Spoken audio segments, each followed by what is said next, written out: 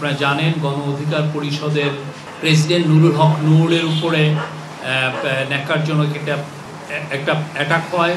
উনি অসুস্থ, ওনাকে খুব ঢাকা মেডিকেলে ওনাকে চিকিৎসা হচ্ছেন।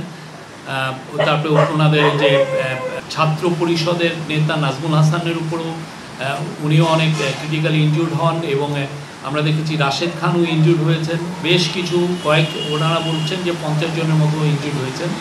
তো এই ঘটনার উপরে একটি জুডিশিয়াল তদন্তের সিদ্ধান্ত হয়েছে, এবং এই তদন্ত ইম্পার্শিয়াল জুডিশিয়াল তদন্তটা করবেন হচ্ছে একজন হাইকোর্টের জাস্টিসের নেতৃত্বে এই তদন্ত হবে।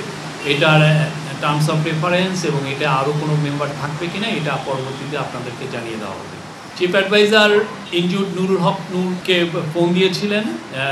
প্রথমে ওনার ওয়াইফ ধরেছিলেন, তারপরে নূরের সাথে কথাও হয়েছে, নূরের ওয়াইফ ধরেছিলেন।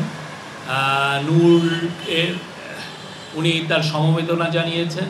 উনি নূর এবং নূরের সহকর্মী যারা আহত হয়েছেন তাদের প্রতি সমবেদনা জানিয়েছেন। উনি যারা গতকাল আহত হয়েছেন প্রত্যেকের বেস্ট পসিবল চিকিৎসার অ্যাসুরেন্স দিয়েছেন। বলেছেন যে এটার জন্য নূরের জন্য অলরেডি আপনারা দেখেছেন যে একটা মেডিকেল বোর্ড গঠন করা হয়েছে, এবং অন্যান্য যারা ইনজুর্ড হয়েছেন সবাইকে যেন বাংলাদেশের সর্বোচ্চ সবচেয়ে ভালো চিকিৎসা পান সেটা ইনশিওর করার উনি বলেছেন।